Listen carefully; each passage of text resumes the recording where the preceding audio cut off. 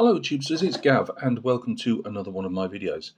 I just wanted to give you I suppose another Gav tip for when you're painting the figures. So as I did that short the other day on the painting what the colours I'd used on the green on the Vietnam figures, I just wanted to show you what I've been doing lately, and it has only been lately, probably the last few weeks, with the metallic. Now I really like the 1 in 35 scale World War II work that Calvin Tan does. And I was reading his blog. Calvin, if you ever hear this, would you please, can you alter the ads or something? It used to be a great blog to follow, but the ads have literally swamped it now, and it's really hard to follow your work. Anyway, I was reading what Calvin was saying about putting some what do you call it, varnish, clear coat, whatever you want to call it, into his paint as a medium. He also uses matte varnish to prime models. I don't know if it particularly works on metal figures, but I've used it on. Let me just get this guy down here. I've used it on this guy, which is still a work in progress, as you can see, but we are getting there. I've used it on priming him, a plastic figure. So anyway, what I was going to say was I've never liked the overly sparkly effect that you get. And let me get this one down so if you can hear Nugget clipping around. That's quite blingy, in my opinion. Now he hasn't had a clear coat stroke varnish. War games we still use varnish, and modelling it's more clear coat. It's the same thing. And I thought, well, I'm a big fan of this VMS matte varnish. This is what I use to primer. Again, we'll get him down in case you're only just joining. People skip my videos quite often, more than quite often. It doesn't matter. I'm not hurt or offended by it. But I use this anyway I followed Calvin, and it worked to treat. Put my paint straight on top of it, well, dried obviously, and it's as good as any primer out there. So yeah, I'm not saying he used VMS, by the way. That's just that I've got several. I've got Galleria, which I use to prime, to matte varnish my figures afterwards. Although not display figures like the Panzer Grenadier I've just shown you, I only use it on my War Games figures because if I'm selling them on, they're going to be handled, and even myself, my Vietnam figures, they get varnished as well. I don't ever pick my figures up by the figure themselves. I always pick them up by the base. But back in the day at War Games clubs and that, I've seen people do it literally every time. Yeah. So what? Yeah. Sorry, I'm head problems. I'm getting lost in what I'm saying. So I wanted to put. I've never liked particularly metallic paints. Let me get these guys. These guys are almost done. Ignore the pom-poms if all got to be changed over. But I've done those in non-metallic, and they're all right. They're nice. But a lot of people will probably have difficulty selling those because people won't want non-metallic. However, the reason I do them on is because I don't like metallic paint at that scale. It's too chunky for me. The flake, like the metal flakes that are in the metallic paint. So by putting this ultra matte, and this really is matte. Now, what I would say to you is don't, and sorry VMS if I'm going against what you'd like me to say. By the way, I bought this. They haven't sponsored it or anything, but I would not use this to varnish a complete figure. It is so matte, it literally takes away all the fine detail work you've done. It really mats it down. I know by experience. But if you're going to use that on, say, now, obviously me being into Vietnam and stuff, I was looking at some another favourite aircraft of Gav's is the F-100 Super Sabre, better known as the Hun. I was looking at some Huns over Vietnam, and it was in the Southeast Asia Command scheme. So it's like the camo scheme rather than the bare metal or anything. And they get obviously really faded and flat, and this stuff is perfect for doing that. Not that I've done it yet, but I will get an F100 at some point. Brilliant for doing that. I would say on a Danish starfighter, Danish green always flat down to a really matte, flat type of consistency. People love doing Danish starfighters and Danish Huns actually, Danish F100s Super Sabres, because those and like the Greeks and the Turkish, because of the red hot sun and everything, it flats them down brilliantly. And I would imagine, because I can only imagine, this stuff would be perfect for it.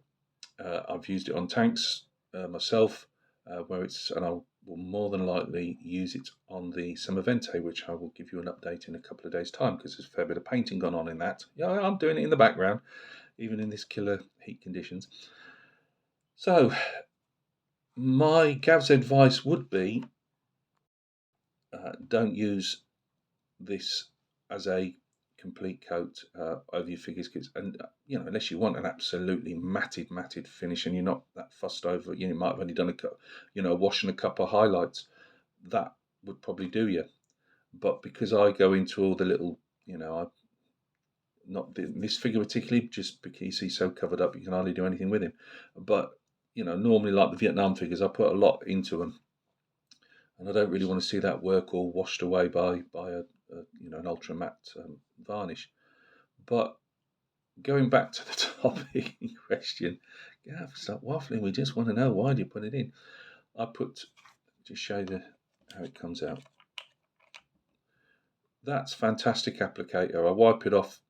Did I wipe it off last night? I think I did. I wipe it off, but it really just will give you a drop. You want one drop, you get one drop. So I put, say, 3 drops, 4 drops of paint. Yes, when it comes out of the paint bottles we use, especially in this heat, it'll come out like ketchup out of a bottle. Just a huge pool. Well, I apply ketchup on my food anyway. So yeah, I'd put, say, like 3 or 4 drops. We'll call them drops. We know they don't come out the bottles like that, but 3 or 4 drops of paint. This was the brass is AK brass. It's a nice greeny brass. It's more yellowy orange there, because Gav then put a bit of after it dried, I put some sepia tone wash on, just to give it some shadows. Lovely metal fit. Again, you might think that's too flat, like the steel, and you can just about see there's a bit of scabbard there. I've since then tinted it again with different colours, just to give a more worn effect as it's being dragged along. But I love it. It really flattens it down to look like metal, but without the bling, if that makes sense. Now, as I say, I know, guys always shouting at the thing, because you're an aggressive lot, especially in this heat wave. And especially if your team's losing at the World Cup, unlike England. Uh, yeah, if you're going to put a matte coat on afterwards, does it matter? It might not. I don't know. But if I put a matte coat of my Galleria, which I really like, I use the Winsor and Newton Galleria paint varnish, because it doesn't do it complete. It's matte, but not dead matte. So I put that on, and it's still quite blingy, the metallics. Whereas if I put 2 or 3 drops of paint to 1 or 2 drops of this, because this will become your water, it'll just thin the paint enough so you're not putting on thick paint, and it doesn't. Obviously, it's a bit. You can see it's a bit thicker than water, but it gives you enough, especially with metallics, to give a bit of liquid in there. So yeah, that's Gav's top tip. VMS, try other matte varnishes of whatever you like. Don't blame Gav if it all goes pear-shaped. But these are just Gav's tips, and they're not costing you anything. Come on. So yeah, varnish from VMS matte. A couple of 3 drops of paint, couple of, or more paint, obviously, depending. But we should never need about 1 or 2 drops of this stuff in it to matte it down, to give you a nice, funny enough, matte finish. And then, if you're like me, there isn't a lot of room to do a lot of shadow work in there, but I'll normally go in under the horsehair and do that. So yeah, this guy I've obviously wanted to show slush and flecks of snow on him, but without going ridiculous. I don't want to use that's just paint. I'm not really a big fan at this scale of the snow effects you can get. To me, they're a bit on the overdone side, apart from on the groundwork. So, and I didn't want to put it all in the horse plume, because then you start thinking he's got dandruff or there's a lot of seagulls around. It's enough there to show it's cold, mucky. He's got a long walk home. So, yeah, that's Gav's top tip. Took a long time to say. Put some matte varnish in your paint, in your metallic paint particularly, or if you've got a paint that you like but is too satiny and you're doing it for display figure work, as in this chap. I didn't use this, completely forgot to use this on the rounds there, in the belt. But if you're doing display figure work and there's a particular paint you think is a bit too shiny but you like the colour, then obviously put a drop of this in, and it will matte it straight down.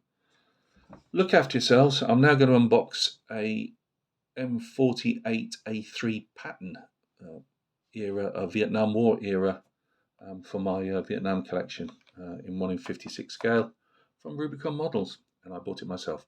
So look after yourselves. Hope that was worth something. If it's not, no problems. I don't even think many people watch these, especially in this heat, but I've always said it. There's a collective mind out there that's got lots of ideas. If you put them down, it'll help somebody. Look after yourselves, and we'll catch each other soon on another vid.